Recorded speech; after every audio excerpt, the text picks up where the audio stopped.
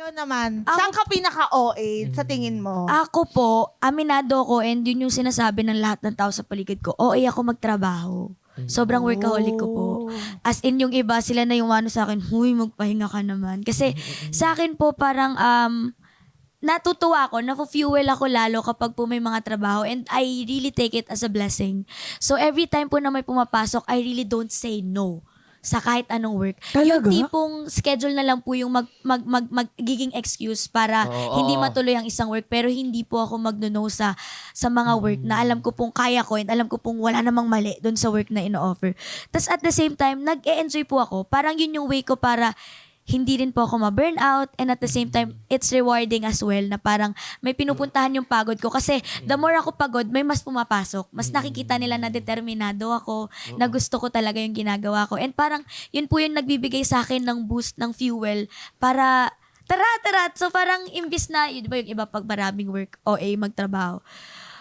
Kailangan ko ng pahinga. Ako, Ayoko na hindi. yan. Magkano lang naman yan. Na yun. Ako hindi. Yung As ganon? in, parang pinag-pray ko to for the longest time. So parang now na peak ng katawan ko, early 20s, tapos healthy ako, physically active ako. Let's Ang go! ganda-ganda mo. Thank you Sorry, po so ah. much! Tama ka naman, okay Ang naman sarap siya na. titigan ng yung lalong Salamat gumaganda pag Salamat tumatagal, po. no? Ikaw din, ikaw din. Yes. Akala ko po kasi naano Twins nga tayo, di ba? Okay. Actually, I can vouch that for Cyril kasi hindi naman ako nagsasabi sa kanya, ate, yung OA mo naman na magtrabaho. It's more of, ate, Pahinga ka. ka naman. Ah, mas Parang, matanda siya sa'yo. Hindi, yung ate lang. tawagan Ate natin. lang, ate lang. Okay, Akala ka.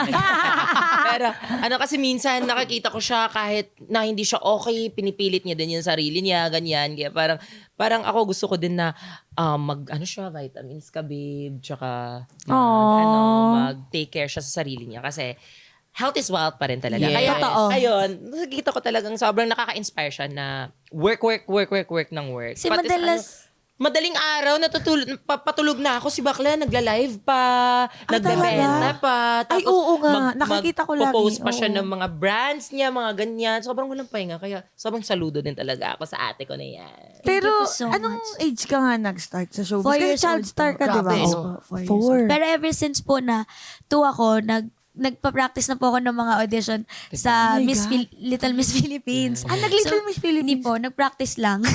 So Okay. meron po akong video sa YouTube channel ng tita ko na gano ko, hello everybody! Tapos 2 Ang years old ako noon. cute. Tapos 3 years old po, nagtatry na ako parang naiiyak ako pag hindi ako inaano sa mga mall contest ng Oo. pangbata. Pero 4 po yung talagang audition, iba't ibang mga buildings, sinasabak namin yan ni mama, iba't ibang mga mall, sinasalihan ko, fashion show gusto ko. Tapos umiiyak ako at nagdadabog ako pag ayaw nila. Ako talaga may gusto. Yan na talaga. Yes, opo. So bata pa lang po talaga, gusto ko na po. And nakitaan nila din ako ng potential. Sobrang grateful ko lang din talaga sa family ko kasi pinush din nila. Yes. Imagine kung wala akong supportive na family, kahit anong potential meron ako, hindi po Totoo. mabibigyan ng possibility and ng ganitong di ba? Kick. Opportunity. At kaya ganyan ka-OA magtrabaho dahil Yes. ganyan kalakas yung nasa likod mo. Exactly. Diba? Gusto ko rin, yung way ko rin po kasi ng pagre-reward sa sarili ko. Every time may work ako, una ko talagang nire-reward yung family ko. As in, kahit wala na ako, ma-zero man ako, basta makita ko na well taken care of sila, pack na yun sa akin.